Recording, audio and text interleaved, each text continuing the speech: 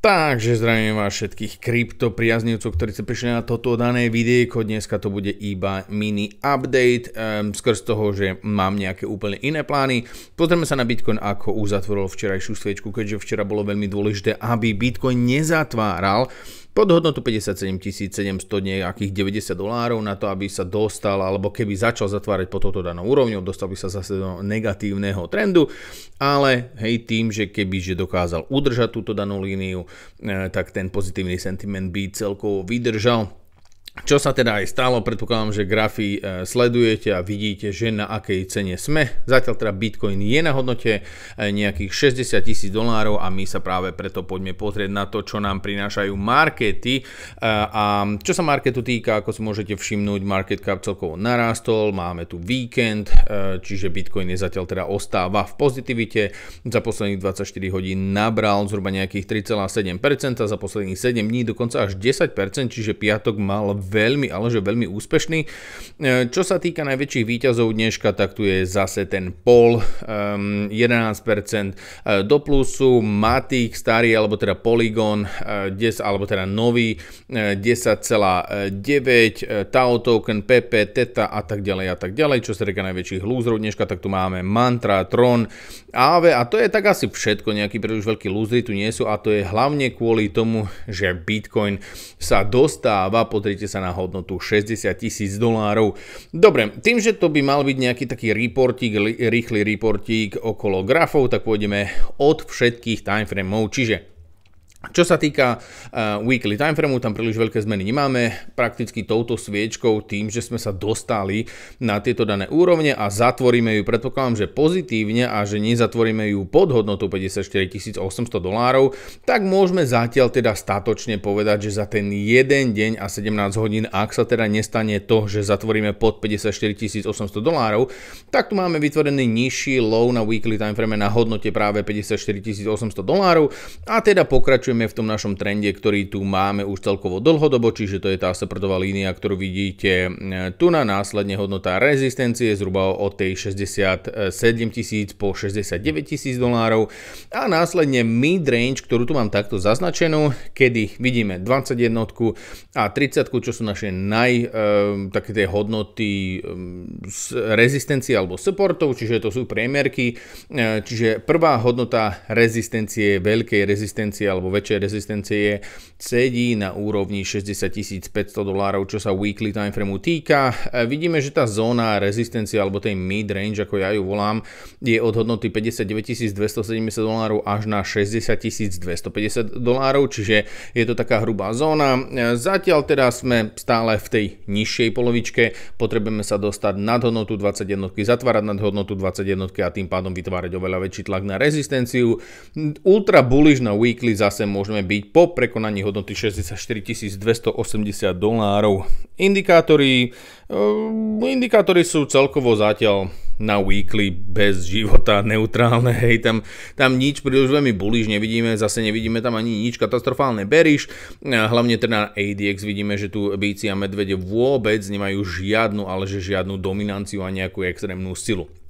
Dobre, čiže na weekly žiadne prílišné veľké zmeny sa neudiali. Na trojdňovke prakticky máme tu to isté, hej, máme tu jasnú hodnotu rezistencie od $60 250 do $60 979, čiže ako náhle začneme zatvárať na touto danou úrovňou, tie tlaky od bíkov budú stále väčšie a väčšie, čo je celkovo dobrá a skvelá správa. Čiže vidíme tu tú hodnotu rezistencie prakticky od 60 000 po nejakú tú hodnotu $61 200.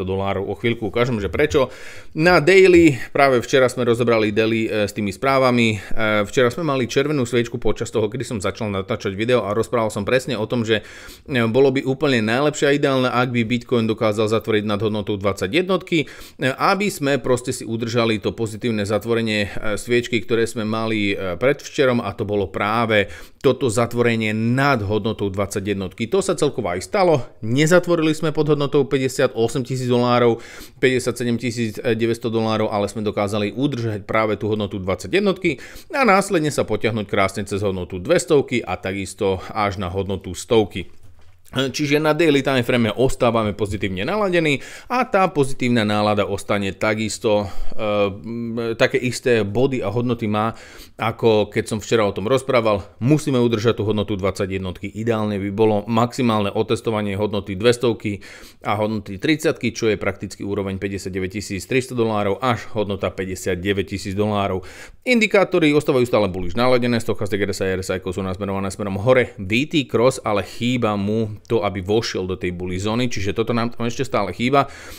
ADX je úplne neutrálne. Na 12 hodinovke nádherný priebeh, hej, otestovali sme hodnotu 21, odrazili sme sa, ja som písal o tom patrónom, ráno mám taký pocit, že presne toto sledovať. Keď príde dump pod hodnotu 21 a 30, môžeme shortovať. Keď príde pump, alebo teda odrazenie od supportu, tak následné hodnoty rezistencie 100, 200. Všetky tieto levely boli hitnuté.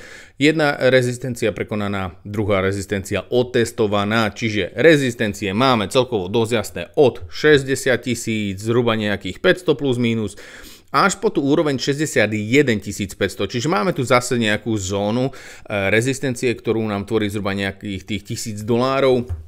Na 12 hodinovke je to zatvorenie, hodnota rezistencie na hodnote 200, EMA 200 moving average, supportovky už na hodnote 100 a takisto aj na hodnote 50, ale tie najpodstatnejšie sú práve hodnota 21 a 30. Tie pomaličky sa budú spájať na týchto úrovniach podľa mňa na tých $58 400, čiže toto bude taká tá dôležitejšia hodnota od 58 500, dajme tomu, že po hodnotu $59 000, čiže víkendovú rezistenciu alebo víkendovú supportovú líniu by som hľadal niečo na týchto daných úrovniach a práve preto, keď tu máme otestovania, zatiaľ teda vyklesávanie na úrovni 200, na 12 hodinovke počkal by som si na menšie vyklesanie na grafe, čo sa longových pozícií týka, nenaskakoval by som do nich nejako šialene práve teraz. A čo sa týka shortov, tu nás sa pozerať len na skalpovačku, lebo ako sa povie u nás, šikáte proti vetru, keď proste riešite short v tom, kedy market je celkovo pozitívne naladený, hlavne teda na menších timeframoch.